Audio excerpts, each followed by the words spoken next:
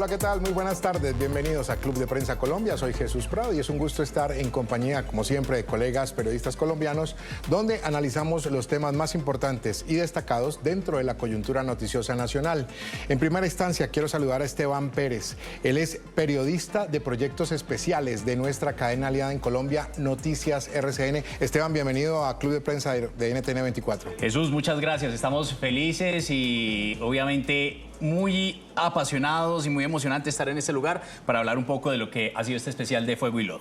La razón por la cual está Esteban aquí es muy especial para Colombia y tiene que ver con un suceso de hace 40 años, la erupción del volcán Nevado del Ruiz, que derivó en una avalancha la cual arrasó con una población que se llama Armero y que queda ubicada en el departamento del Tolima.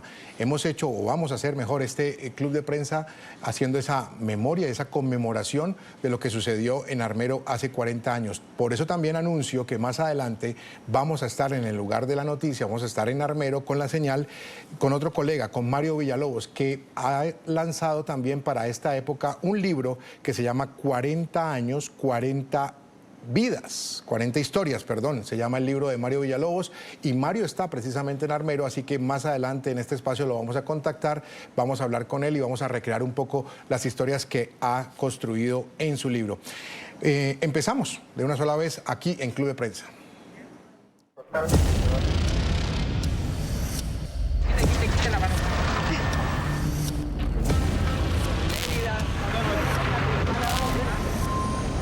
Eso quedó todo lodo, borró casas, borró todo. Yo apenas tengo 13 años para morirme.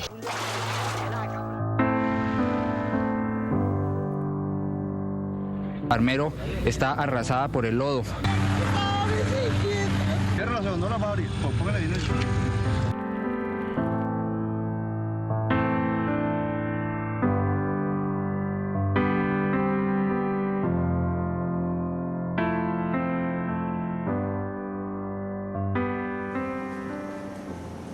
Veíamos imágenes de la tragedia natural más devastadora de la historia reciente de Colombia y una de las más mortales de América Latina. Hace 40 años, el 13 de noviembre de 1985, la erupción del Nevado del Ruiz desencadenó en una avalancha que sepultó Armero y dejó más de 22.000 muertos. En minutos, el calor del volcán derritió el hielo de la cima del volcán Nevado y un torrente de lodo y escombros arrasó con el municipio. 20 minutos después, Armero ya había desaparecido del mapa. Más de 5.000 viviendas quedaron destruidas y el pueblo quedó reducido a silencio, oscuridad y escombros. Hoy, 4 décadas después, reconstruimos lo ocurrido a través de la voz de los sobrevivientes, víctimas que lo perdieron todo en un instante y cuya memoria mantiene viva esta tragedia que marcó al país.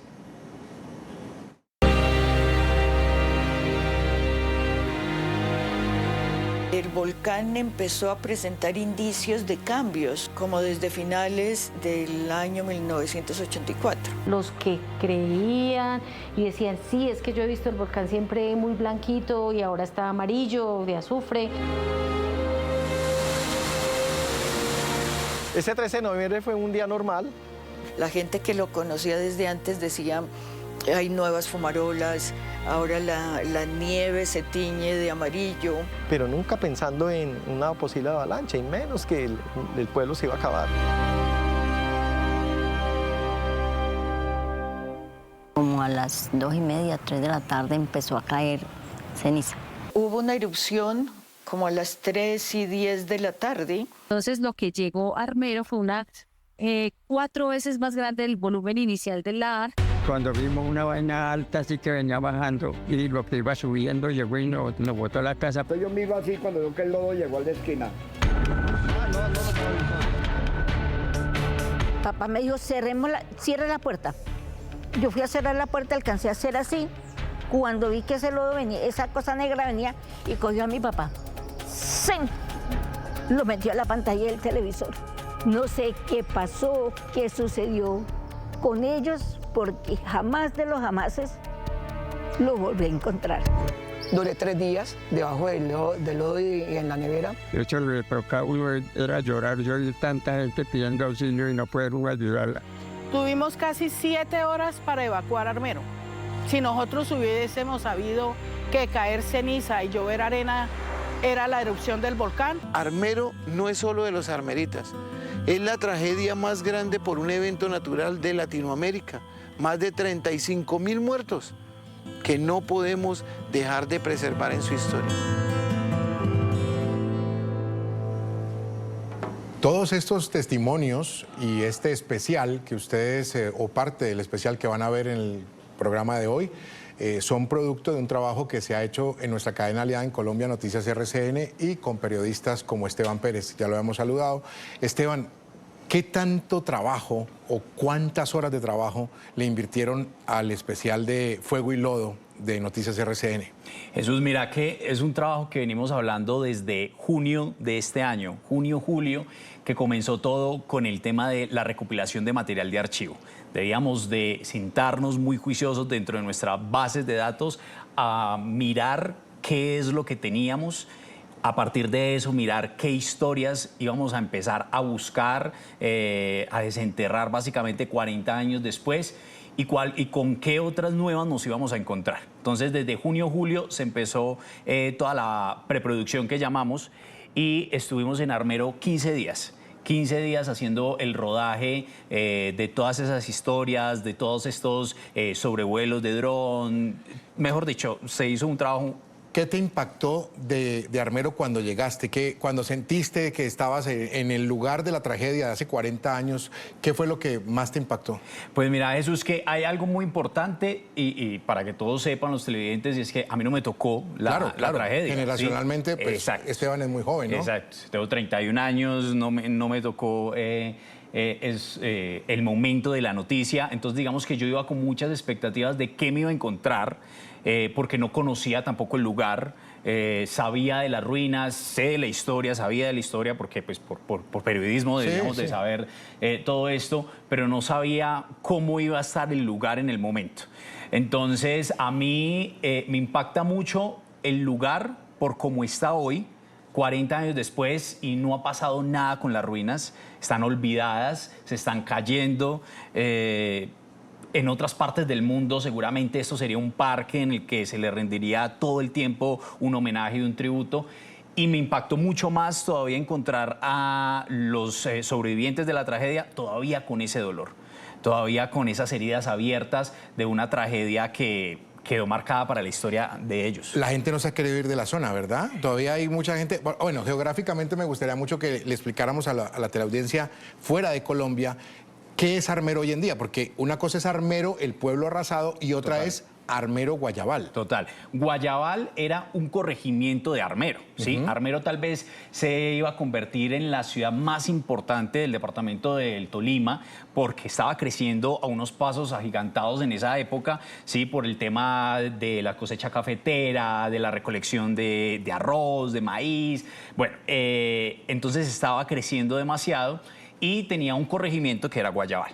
Cuando pasa la tragedia, parte de los sobrevivientes, pues por la cercanía a el lugar, pues llegan a Guayabal. Y ahora, pues convierten ese corregimiento en municipio y obviamente como por un tema de homenaje y todo, termina llevando el nombre de Armero Guayabal. Claro, no todos los sobrevivientes están en ese lugar, están en otras partes del país. ¿Qué distancia hay de Armero, del pueblo arrasado, a Armero Guayabal? Son 20 minutos, más o menos 20 minutos en carro. Yo creo que en moto no supera los 10 minutos, es muy cerca realmente. ¿4 o 5 kilómetros? Sí, más o menos unos 4 o 5 kilómetros. ¿Y qué está pasando en Armero Guayabal?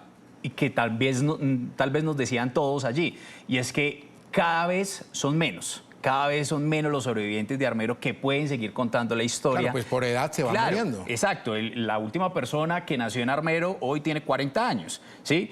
Y esa persona que tiene 40 años, pues seguramente o no se quedó en Armero, sino que se fue para otra ciudad a buscar progreso, a buscar oportunidades. Entonces, digamos que esa es una de las preocupaciones que está latente allí en Armero Guayabal, y es que cada vez son menos, cada vez están desapareciendo más las personas que tienen viva la historia. Bueno, yo te preguntaba por el impacto, porque me imagino que hay una carga emocional, una carga de energía bastante pesada en el sitio. Es que son, para claridad de los televidentes. En el momento de la tragedia, Armero, según el censo que más reciente que se tenía, daba cuenta de 29.000 personas, 29.000 habitantes. Sí. Inclusive me llamó mucho la atención leyendo y preparando el programa que encontré un nombre que tenía Armero. Le decían la sucursal de la felicidad. Mira, así le decían a Armero, los habitantes propios del departamento de Tolima. Le decían la sucursal de la felicidad. Y era una ciudad o un municipio pequeño con 29.000 habitantes, de los cuales, para que ustedes dimensionen, murieron casi 25.000. Algunos datos dicen 22.000, otros dicen 25.000. Es prácticamente la gente que sobrevivió muy poca. Demasiado poco. ¿Y sabes por qué de pronto hay una confusión con los datos? Y es que muchos no cuentan las víctimas de Chinchiná en Caldas, ¿sí? Que fueron aproximadamente 5.000. Okay. Entonces, lo que pasa es que el nevado hizo erupción y lastimosamente pues arrasó gran parte de lo que fue Armero, pero también en la parte de Caldas tuvo repercusión y también hubo una avalancha en Chinchiná. Caldas, el departamento vecino a Tolima. Total. Y que también área de influencia del volcán Nevado del Ruiz, sí, señor, que está en esa zona montañosa, en esos departamentos de la mitad de Colombia. Esteban, esta tragedia se había podido evitar. Yo creo que ustedes que han hecho el trabajo periodístico, los que han recorrido la zona, saben que se había podido evitar. Pero también llega uno a pensar, tenía que pasar. Porque de ahí en adelante creo que ayudó para que todo cambiara en cuanto a sistemas de preparación, comunicaciones, prevención. Obviamente el costo fue altísimo, estamos hablando de muchas vidas humanas se perdieron. Pero le pregunto, ¿usted de los que cree que se había podido evitar? Con lo que ha recuperado, ¿no? De testimonios. Sí, claro. De lo que escuchamos con estos relatos, sí se pudo evitar las vidas humanas. Evidentemente iba a pasar, ¿sí? Según los geólogos, según los estudios de los científicos extranjeros que llegaron unos meses antes, ellos decían era inminente la erupción del volcán Nevado del Ruiz. Pero sí pudo pasar algo con las personas que vivían en Armero y era sacarlas de allí o que se fueran del lugar. Porque digamos que el volcán ya venía dando señales, incluso desde enero de ese año, sí, desde diciembre del 84. Desde el 84 y tengo una erupción registrada el 11 de septiembre. Exacto, que fue una erupción pequeña, ¿sí?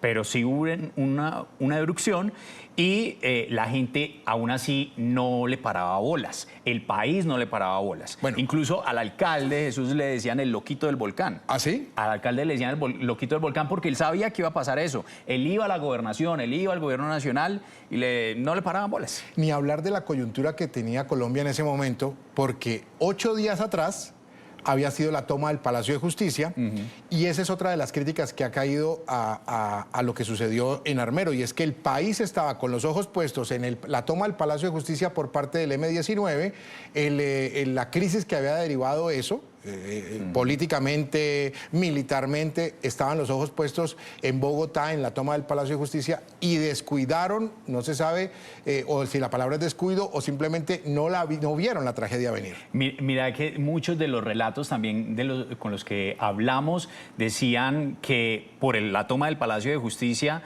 pues desobedecieron lo que estaba pasando con Armero, no le pararon muchas bolas. Incluso el mapa de riesgo de Armero por el Nevado del Ruiz se debía entregar el 12 de noviembre del 85 y no se alcanzó a entregar al gobierno nacional porque precisamente estaba con todo el tema del Claro, el gobierno Palacio de estaba Justicia. convulsionado. Claro, exacto, porque cuando hubo esa erupción en septiembre que mencionas, ahí se empezó a sacar el mapa de riesgo y con los expertos internacionales que llegaron a Armero precisamente, pues empezaron a sacar unos detalles adicionales de ese mapa y debía de entregarse y no se alcanzó a entregar. Yo leyendo y revisando el especial que Noticias RCN han hecho del tema, a mí me queda la sensación que tal vez se subestimó el peligro en algún momento y se minimizó la amenaza. Demasiado.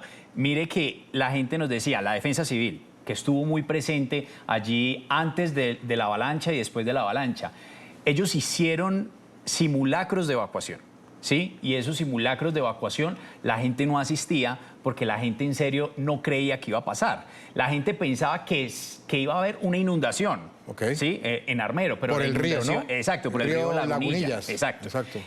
Pero que esa inundación pues no iba a ser lo que hizo la avalancha. Entonces, cuando la Defensa Civil, los organismos de socorro, la misma alcaldía de Armero invitaban a los simulacros, la gente no salía. Pero además pasaba algo que nos contaban también, y es que citaban a esos simulacros, la gente salía, o los pocos que salían, y cuando llegaban a sus casas, pues ya no encontraban la olla, ya no encontraban el microondas, ya no encontraban nada. Entonces, al momento de hacer una segunda evacuación o un simulacro, ya la gente decía, no, ¿para qué salimos si nos van a robar? Increíble. Le pregunto por los esfuerzos de rescate, porque también me imagino que en esa recolección de testimonios muchos se debieron sentir frustrados al ver que no se contaban con los elementos suficientes para rescate. Más adelante vamos a ampliar el tema de Omaira Sánchez, porque eso es un capítulo aparte, y lo que pasó con Omaira lo vamos a recrear y vamos a poder profundizar con Esteban. Pero hablo en general de la frustración para los sobrevivientes o los testimonios que ustedes recogieron de ver que no se contaba con los materiales suficientes para poder ayudar a la gente,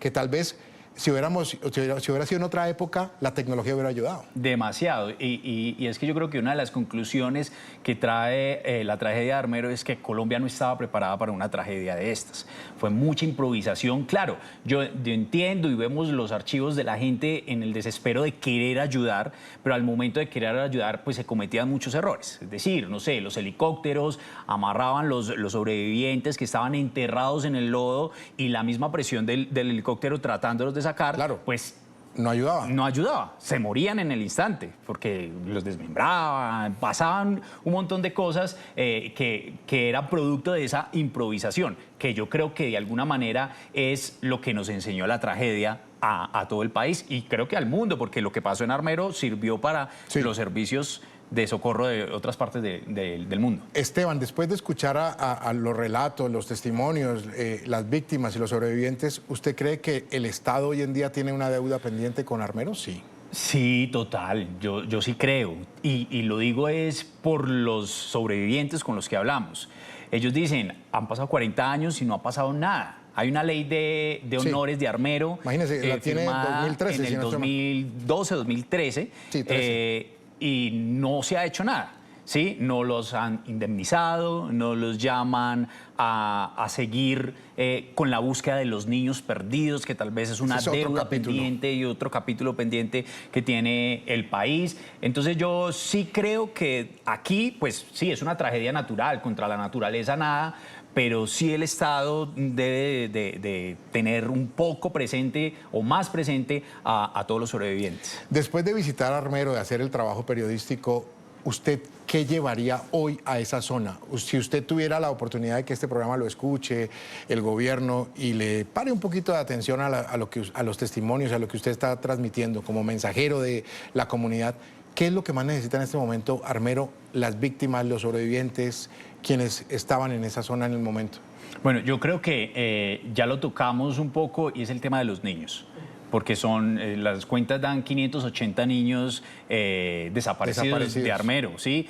Y que hubo adopciones ilegales, pues bueno, eso no lo tendrá que definir el Estado, pero sí creo que se podría llevar la institucionalidad allí, Armero, para que empiece a cotejar los ADNs, para que empiece a darle una respuesta a mamás que todavía 40 años después siguen buscando a sus niños. Es que a nosotros nos impresiona, dentro de las historias de las que armamos, son dos mamás buscando un mismo niño, cada mamá dice, ese es mi hijo, y dicen, pues en algún momento aparecerá, y si llega a aparecer, pues va a ser el hijo de las dos, porque llevamos 40 años sin ayuda de nadie, sin ayuda del Estado, porque les ha ayudado una fundación que se llama Fundación Armando Armero. Armando Armero, sí. Pero con lo poco que tienen, con lo que han podido empezar a buscar, pero no han dado resultados. Entonces yo sí creo que la institucionalidad falta allí en Armero para el tema de los niños, para el tema de la búsqueda de los niños. Lo de los niños pasa por versiones de adopciones, versiones que dice que los niños fueron vendidos, inclusive, y una versión que fueron trasladados a otras partes del país y luego sacados del país.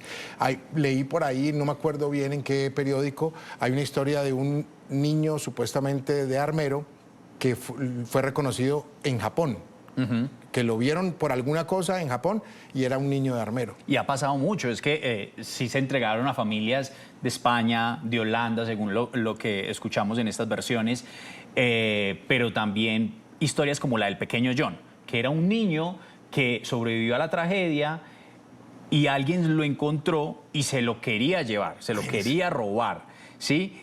Alguien escucha esa historia y le dice, no, un momento, usted no se puede llevar ese niño, va para el ICBF.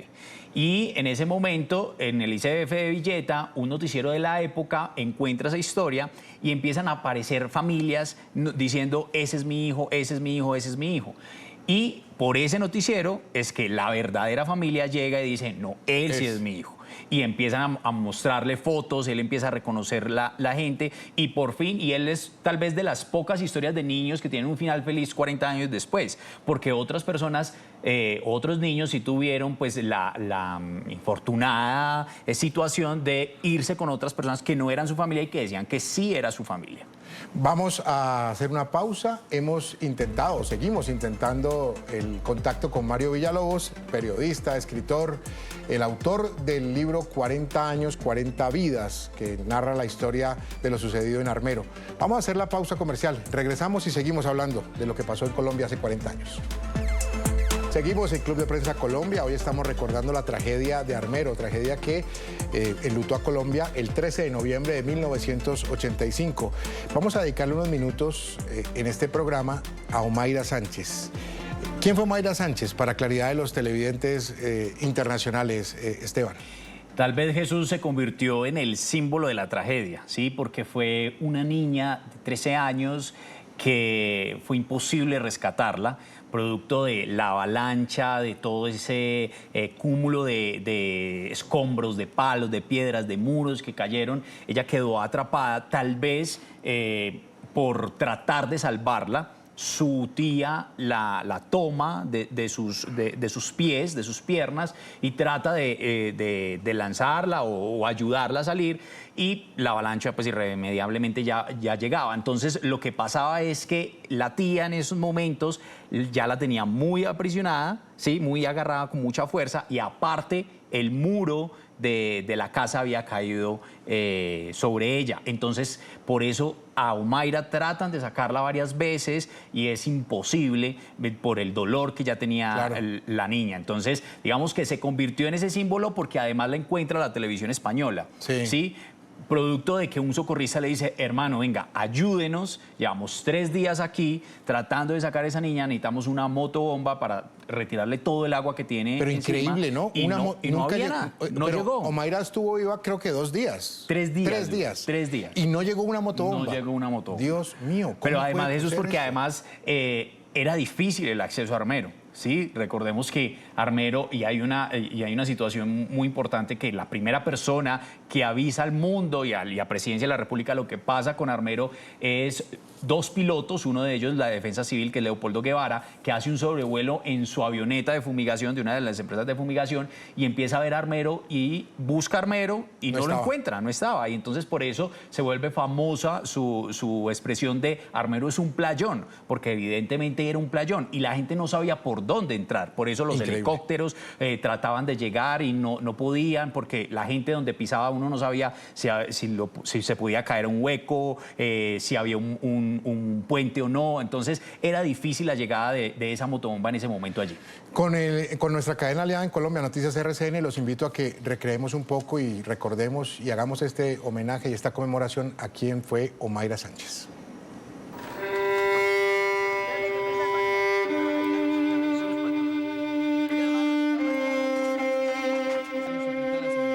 Dicen que primero fue un temblor que sacudió las profundidades de la tierra, que los gritos de auxilio se confundían con el estruendo comparable de cientos de volquetas descargando piedra.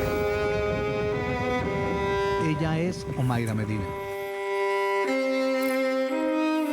Cuando pasó eso quedamos todos atrapados, no sabíamos dónde habíamos quedado. Yo empiezo a tocar en la oscuridad. Yo quedé pegado con mi marido. Y empiezo yo a tocar, me dicen, mamita, estése quieta porque pronto se nos cae algo encima. Pues en la oscuridad no veíamos. Entonces él fue cuando dijo, no, mami, es que vamos a morir. Ella fue compañera de tragedia de Omaira Sánchez, la niña que el mundo vio morir en vivo y en directo. Mamá, si me escuchas, reza para que yo pueda caminar y esta gente me ayude. Las dos fueron sepultadas por la avalancha que arrastró con casas, iglesias y miles de vidas en Armero. Y yo decía, ¿dónde está Dios? ¿Dónde está Dios? Que yo quiero hablar con Dios. ¿Por qué sucedió lo que sucedió en Armero y por qué lo hizo? Omaira Sánchez murió y para su mejor amiga, Diana Jiménez, el recuerdo sigue siendo una herida abierta. Armero, Omaira es un tema inconcluso. No veo los videos de Omaira. No soy capaz. Omaira para el mundo, para la gente, es la niña que ven en ese video, que ven enterrada. Pero Omaira es más que eso. Omaira es el símbolo de muchos niños, el símbolo de muchas familias, de una tragedia que no debió pasar. Un día como hoy, repasa esos amarillentos recortes de prensa y recuerda cuando su dolor se convirtió en noticia. Para muchos, Omaira Sánchez es un símbolo. Para Diana, un ángel que el volcán se la llevó. Sabes que te quiero mucho.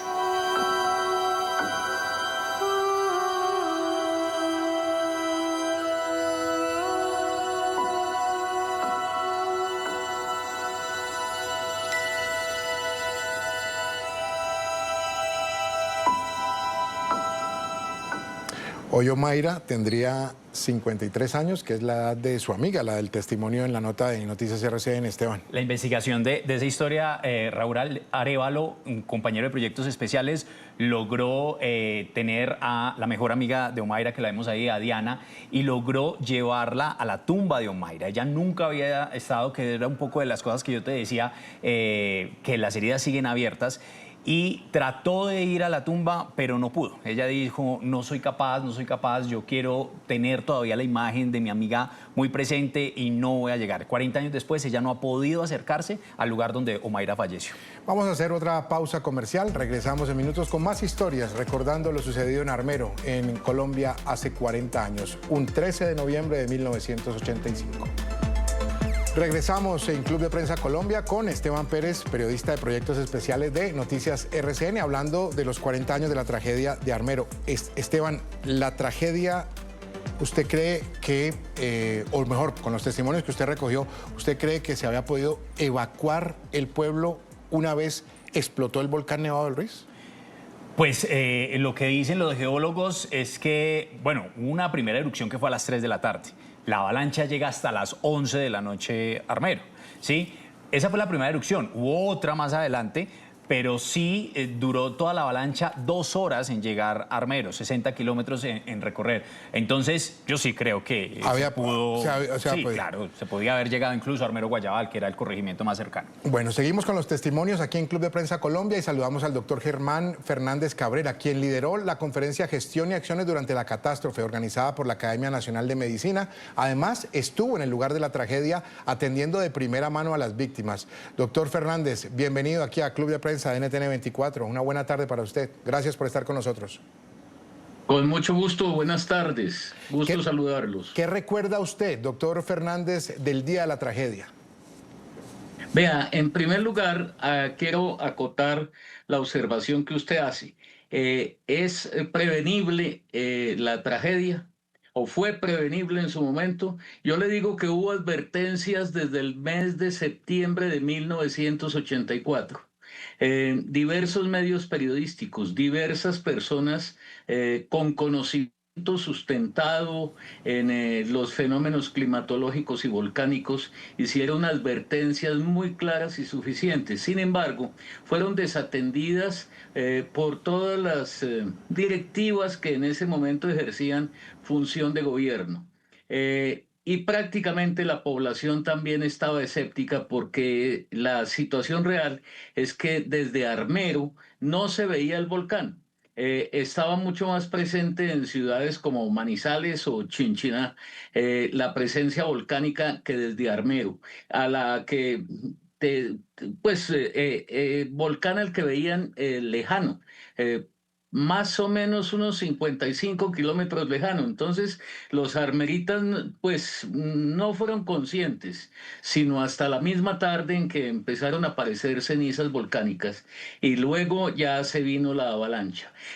Las condiciones sí fueron advertidas, pero la población no estaba suficientemente consciente del enorme riesgo que corría en ese momento. ¿Qué recuerdo yo de...? Pues recuerdo todo. Lo primero es que tan pronto nos enteramos, yo dirigía un hospital local en las goteras de la ciudad de Bogotá, pues apenas nos enteramos de la noticia, dispuse una serie de elementos de mi hospital para ser trasladados al escenario de la catástrofe. Conseguimos, con la ayuda de la Secretaría de Salud de Bogotá, un avión Hércules para ser llenado con elementos que estaban siendo acumulados por los distintos hospitales de Bogotá y para llevar médicos, enfermeras y personal de auxilio, dado que ya el radio nos estaba informando la magnitud del fenómeno. Conseguimos llevar unas 40 y tantas personas, profesionales todos ellos, que llegamos a Mariquita. En Mariquita nos bajamos y había una gran cantidad de personas en el pasto que rodeaba la pista de aterrizaje, personas que habían sido recogidas en primera instancia. Algunos estaban muertos, otros con unas heridas enormes, todos llenos de barro, lavados completamente, cubiertos en un barro pegajoso. Y luego nos desplazamos al hospital de Mariquita y por supuesto que encontramos una enorme cantidad de personas, le estoy diciendo decenas de personas que estaban esperando ser atendidas en la puerta del hospital de Mariquita porque adentro no había más gente para atender.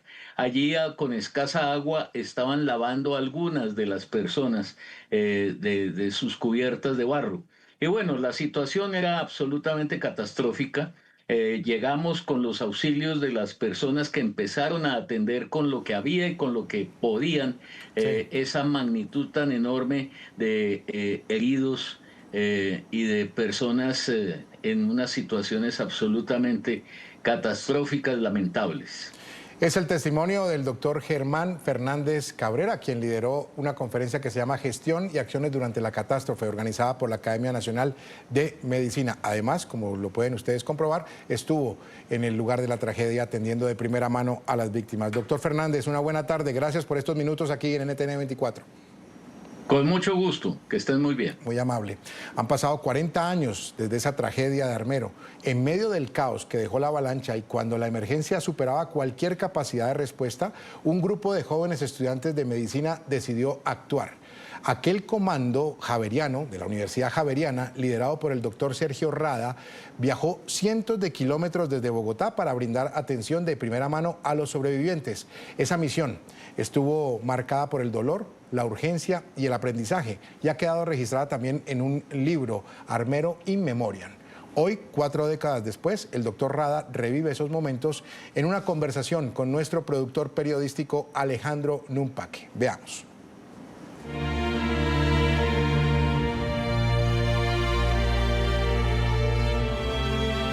Doctor Rada, usted lideró el llamado Comando Javeriano en esa época. ¿Cómo fue desde su experiencia lanzarse hacia ese abismo, hacia esa zona que veíamos en las imágenes que veíamos por televisión en la época? Era solo catástrofe y pues aventarse y tomar esa decisión de ir a salvar vidas en donde abundaba la muerte. Y organizamos unos comandos, por llamarlo así, pues éramos muchachos de 21, 22 años, de último año de medicina. Lo que hicimos fue hablar con el director del hospital y decirle, mire, nosotros nos vamos para allá. Entonces le dijo, bueno, lleven esta carta del ministro al director del hospital de Mariquita, llévense lo que puedan de acá de insumos y les deseo mucha suerte. Y así nos fuimos en dos carros de la época, un Renault 4, un Renault 6, íbamos 11 muchachos con cajas, con todo. Llegamos al aeropuerto también a ver quién nos llevaba, porque habían de la universidad y otras partes, ambulancias habían salido por tierra. Pero nosotros nos fuimos en avión, y en el aeropuerto también había una agitación muy grande, gente particular tratando de ayudar y llevando también médicos e insumos, básicamente o al hospital de Mariquita, que pensábamos llegar nosotros allá, pero resulta que nosotros finalmente llegamos fue a la base de Palanquero, la base de la Fuerza Aérea, que obviamente esa estaba trabajando en su máximo 24 horas, y fue ahí donde empezó esa aventura.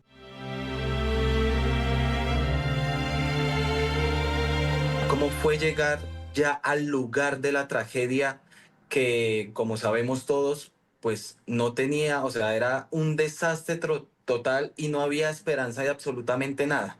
Y nosotros pues ya al otro día en la base de Palanquero lo que estábamos era recibiéndolos, todos esos heridos, y estamos a lo largo de la pista donde llegaban ya los helicópteros. El mundo apenas también se estaba dando cuenta, y empezaron a llegar algunas ayudas de países vecinos. Había un avión de Venezuela, había un avión de Perú, había unos aviones cercanos que habían traído algo de insumos, y entramos ahí a buscar qué podíamos ayudar. Y lo que hicimos fue recibir todos los heridos que traían aerotransportados en helicópteros a la base, y nosotros ahí empezamos a ver ya en realidad las personas que estaban llegándonos con heridas, con fracturas, politraumatizados, pero había una característica: casi todos estaban semidesnudos y todos estaban cubiertos de un lodo completamente pegajoso, adherido a la piel. No le veíamos sino los ojos, y lo que hacíamos era limpiarlos.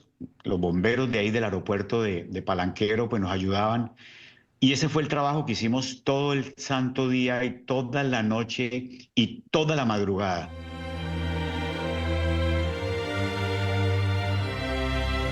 Esta misión que usted lideró marcó un precedente.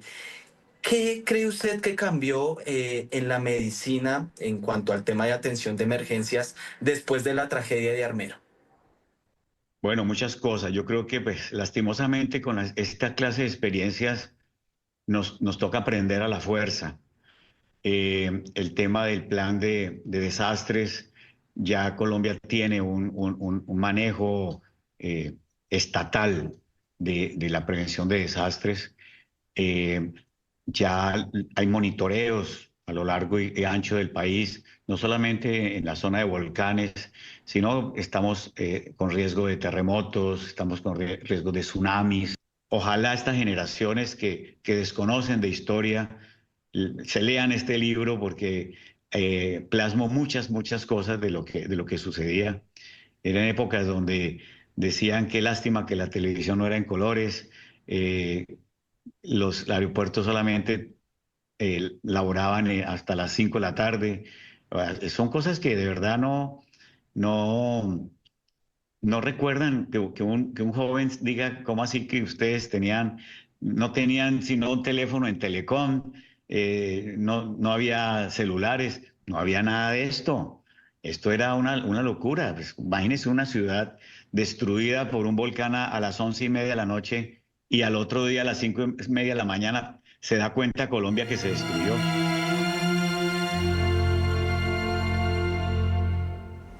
Fueron 350 millones de metros cúbicos de lodo que sepultaron Armero. Hacemos la última pausa aquí en Club de Prensa. Regresamos en minutos.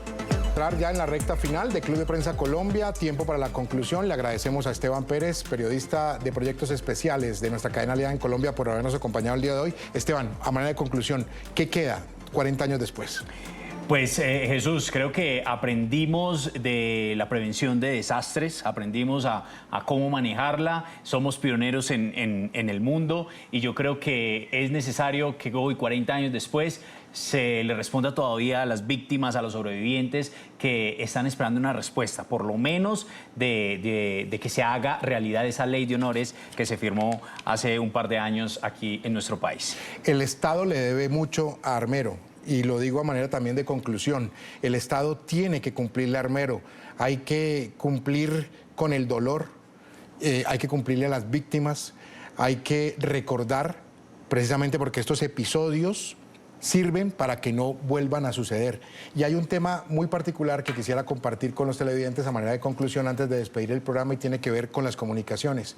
Ustedes se preguntarán por qué anunciamos a Mario Villalobos, periodista y escritor, al principio del programa. Lo hemos seguido esperando, la comunicación con Armero. En este momento, 40 años después, no hay una señal en este momento porque Mario está presentando su libro en Armero, no Armero Guayabal, Armero, y la señal nunca llegó, no se pudo conectar Mario Villalobos, a quien le mandamos un saludo desde los estudios de NTN 24. Y a los televidentes los invitamos a que sigan con la programación de NTN 24 y que reciban todo el contenido en nuestras redes sociales. Estamos en X y en Instagram como @NTN 24. Y pueden consultar todas las noticias en nuestro portal web www.ntn24.com. También consultar el especial, Esteban, muy breve. Fuego y Lodo, el domingo a las 8 de la noche en la señal abierta del canal RCN y a todo el equipo de producción de Proyectos Especiales. Gracias por hacer realidad este proyecto tan importante para las víctimas de Armero. Gracias por su compañía.